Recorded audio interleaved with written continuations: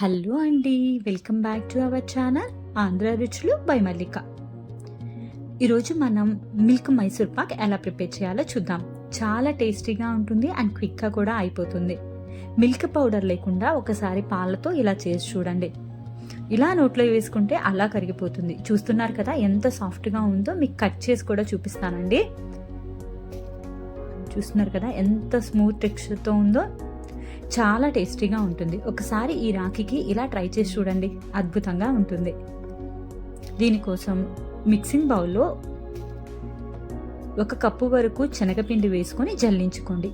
Smooth texture వస్తుందండి ఇలా జల్లించుకోవడం వల్ల.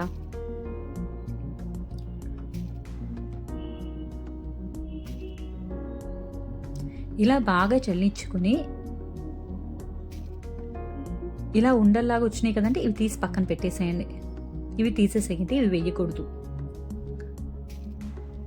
ఇప్పుడు స్టవ్ వెలిగించుకొని ప్యాన్ పెట్టుకొని దాంట్లో 1/2 కప్పు వరకు నెయ్యి వేసుకోండి. ఇందులోనే మనం జల్లించి పెట్టుకున్న శనగపిండిని కూడా ఇందులో వేసుకోండి.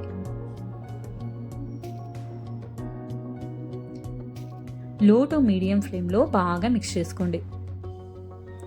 మన శనగపిండి మొత్తం కూడా నెయ్యిలో బాగా కరిగిపోయి మంచి సువాసన వచ్చేంత వరకు బాగా ఫ్రై చేసుకోండి.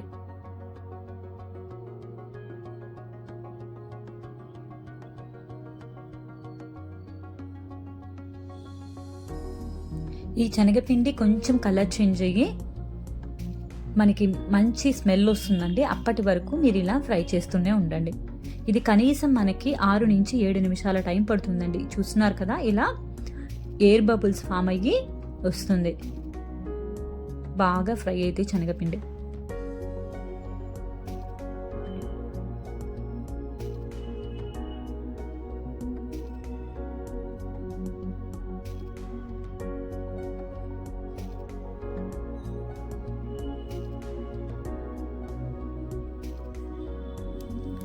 ఇప్పుడు ఇందులో 1 కప్పు వరకు పంచదార పొడి వేసుకోండి. 1/2 కప్పు వరకు పాలు పోసుకోండి.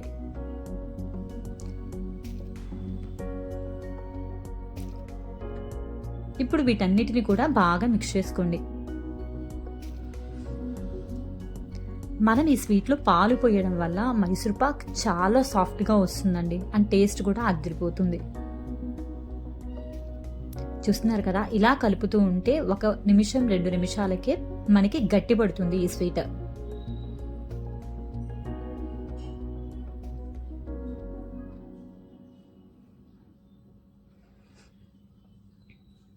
ఇలా ఎడ్జెస్ని కలుపుతూ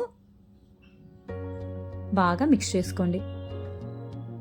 స్టవ్ అనేది లో టు మీడియం ఫ్లేమ్లోనే పెట్టుకోండి, మరీ ఎక్కువ పెట్టవాకండి. చూసారు కదా ఇలా ప్యాన్ నుంచి సపరేట్ అయిన తర్వాత మరో 1/2 కప్పు పాలు పోసుకోండి. మొత్తంగా మనం 1 కప్పు పాలైతే పడుతాయండి. ఇలా పాలు పోసుకొని మరొక నిమిషం పాటు బాగా కలుపుకోండి.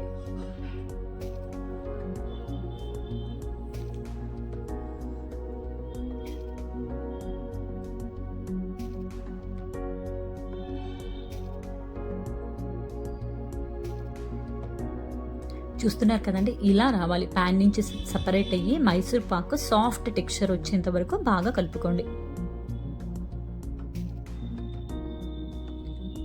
ఇప్పుడు స్టవ్ ఆఫ్ చేసుకొని ఒక ట్రేలో కొంచెం నెయ్యి అప్లై చేసుకొని మైసూర్ పాక్ మిశ్రమాన్ని మొత్తం వేసుకోండి. ఇలా స్పాచులాతో అడ్జస్ట్ చేసుకోండి.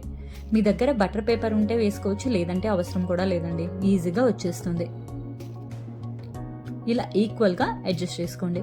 ఇప్పుడు దీన్ని ఒక 2 అవర్స్ పాటు పక్కన పెట్టుకోండి. 2 అవర్స్ తర్వాత చూస్తున్నారు కదా ఎంత ఈజీగా వచ్చేస్తుందో.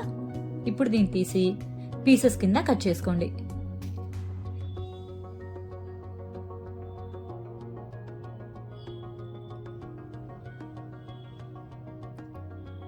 ఈ మైసూర్ పాక్ చాలా సాఫ్ట్గా ఉంటుందండి, డెలికేట్గా ఉంటుంది. జాగ్రత్తగా కట్ చేసుకోండి. మనం పాలు పోసాం కదా అందుకే.